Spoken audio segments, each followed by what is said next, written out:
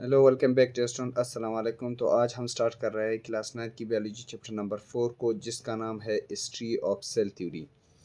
तो आज के लेक्चर में हम हिस्ट्री पढ़ेंगे सेल थ्योरी के हवाले से कि सेल पर हमारे पास किन किन साइंसदानों ने काम किया है। तो सेल पर हमारे पास बहुत से साइंसदानों ने काम किया है, जिसमें हमारे पास एरिस्टोटल जो है वो सबसे ज़्यादा फेमस है इस हवाले से। सो लेट्स सी।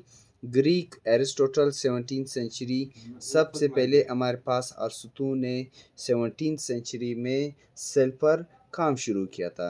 ये हमारे पास एक ग्रीक साइंटिस्ट था जिसने 17वीं सेंचुरी में सबसे पहले हमारे पास वर्क स्टार्ट किया था सेल पर, ठीक है। फिर उसके बाद हमारे पास रॉबर्ट हुक था। रॉबर्ट हुक ने 1665 में, ठीक है, 1665 पर इसने invented the first microscope. Robert Hooke हमारे पास वो साइंटिस्ट था जिसने 1665 में हमारे पास सबसे पहला माइक्रोस्कोप डिस्कवर किया।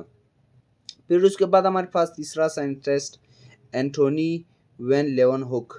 ये हमारे पास वो साइंटिस्ट था जिसने सबसे पहले एनिमल सेल पर काम शुरू किया। एंटोनी वैन लेeuwenhoek हमारे पास वो साइंटिस्ट था जिसने सबसे पहले एनिमल सेल पर काम शुरू किया था। फिर उसके बाद हमारे पास एक और साइंटिस्ट था जिसका नाम था जीन बैप्टिस्ट डी लेमरहुक, ठीक है।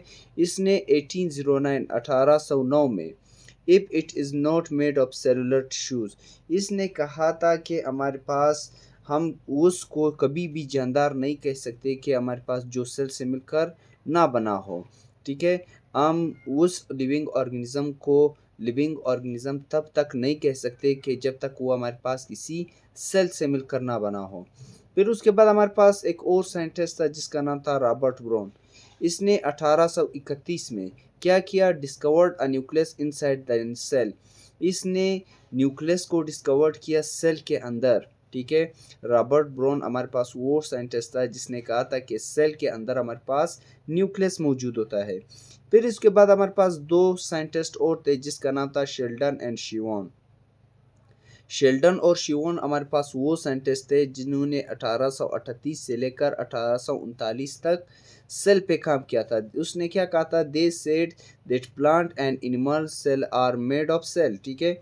उनने कहा था, शेल्डन और शिवॉन ने कहा था कि प्लांट और एनिमल सेल जो है प्लांट और एनिमल जो है ये हमारे पास सेल से मिलकर बने हैं, ठीक है। शेल्डन और शिवॉन ने कहा था कि हमारे पास जो प्लांट और एनिमल है ये हमारे पास सेल से मिलकर बने हैं।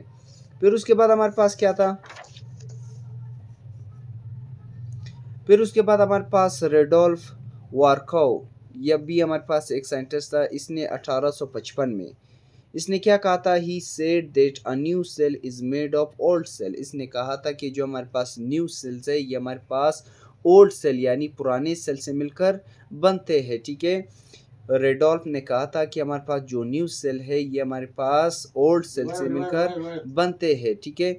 फिर उसके बाद हमारे पास एक और साइंटिस्ट था जिसका नाम था लुईस पास्चर।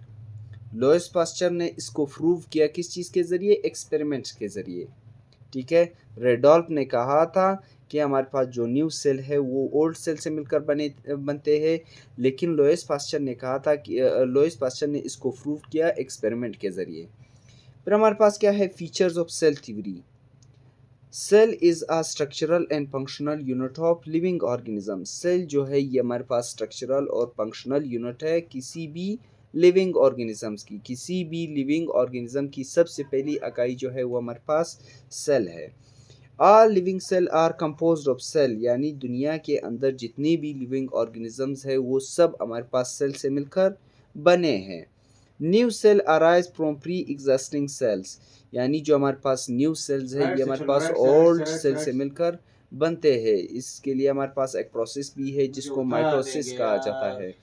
माइटोसिस हमारे पास वो अमल है जिसमें हमारे पास सेल की डिवीजन होती है, ठीक है। यानी एक सेल से दो सेल का बनना, दो से चार का बनना, चार से आठ का बनना, ठीक है। इसमें हमारे पास सेल जो है डिवाइड होते हैं, ठीक है।